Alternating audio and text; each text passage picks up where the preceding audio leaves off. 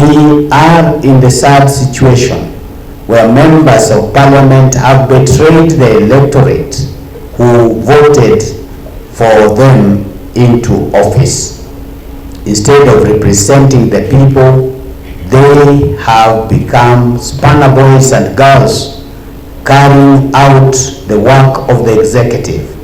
Instead of oversighting the executive, they are cheerleaders in oppressing the people. We encourage you Kenyans as voters to collect signatures and commence the processes of recalling the members of parliament who are not performing as per your requirements and demands.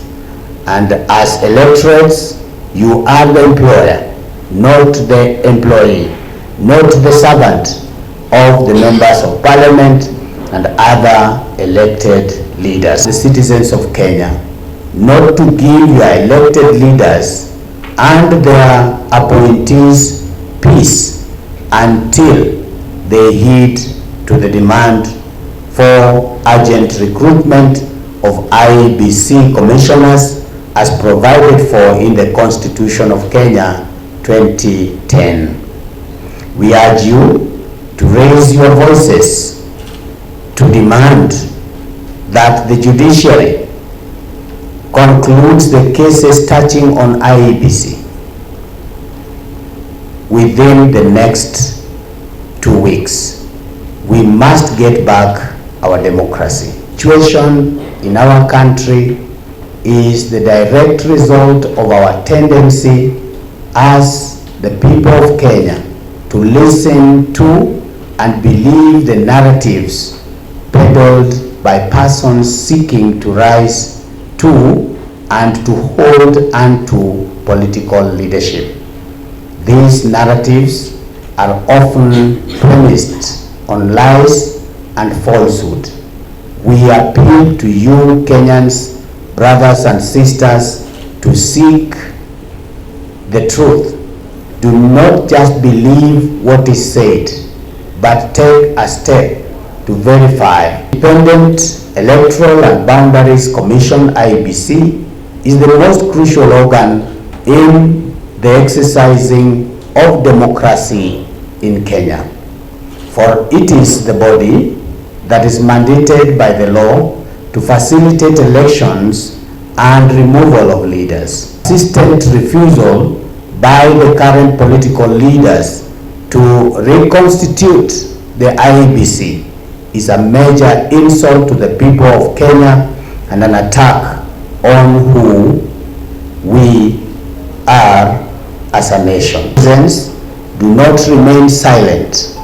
Take every opportunity to demand that the implementation of shear or SHIF is suspended until all the necessary structures are put in place. Public funds. Further, we need to hold our members of parliament to account for hurriedly passing the bills in parliament which instituted SHIF while knowing very well and fully clearly well that it was going to cause suffering in the nation of Kenya.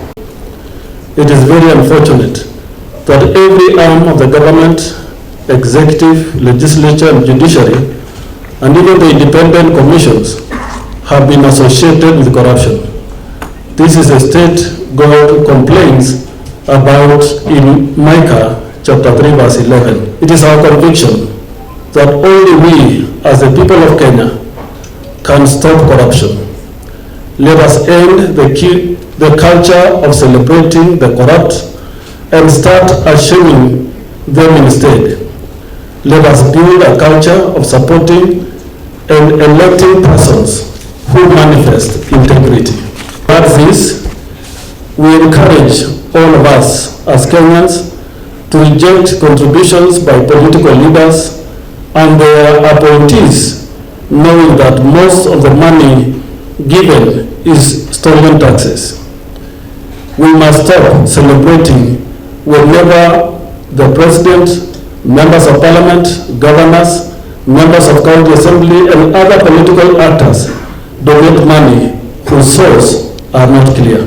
As a church, we make it clear that all persons are free to attend worship services and give their offerings, but we will not allow the sacred religious practice to be used for self-promotion and self-marketing.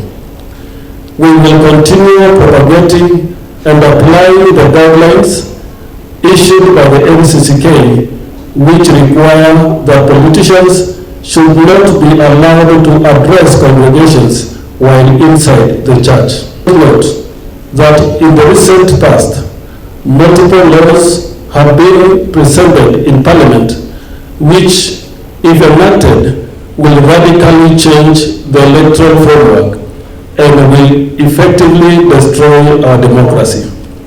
In addition to this, there are 9 different agricultural-related bills which will criminalize food production in our nation.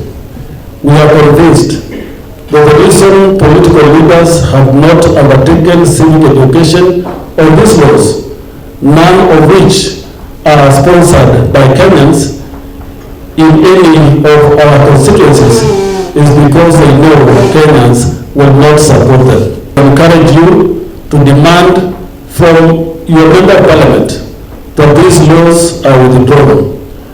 Do not allow parliament to enact laws that will make your very life illegitimate. To strongly reject the proposed vaccination of animals being driven by international bodies, make it clear to your member of parliament and members of county assemblies that we do not want Kenya to be a surrogate of international bodies, especially make it clear that as Kenyans we have rejected genetically modified organisms, GMOs. I appeal to you that we join hands in ending the rising cases of gender-based violence that is rising in our communities. Let us all endeavor to find peaceful ways of resolving conflicts and disagreements that include dialogue, mediation, and counseling. Further, we urge you to do what is within your power to end the discrimination against persons with disabilities. And shape the destiny of our nation. We cannot leave this role to the political leaders who have betrayed us, and as the people of Kenya, we must unite, knowing that the unity of the citizenry is what will make our nation better. So we give credence to the people, and our hope as the church is the people of Kenya. And that is why our pastoral letter today is addressed to the people of Kenya. Number 2, our hope is in Article 1 of the Constitution. We have our Constitution that we gave to ourselves in 2010. And the first article talks about the sovereignty of the people.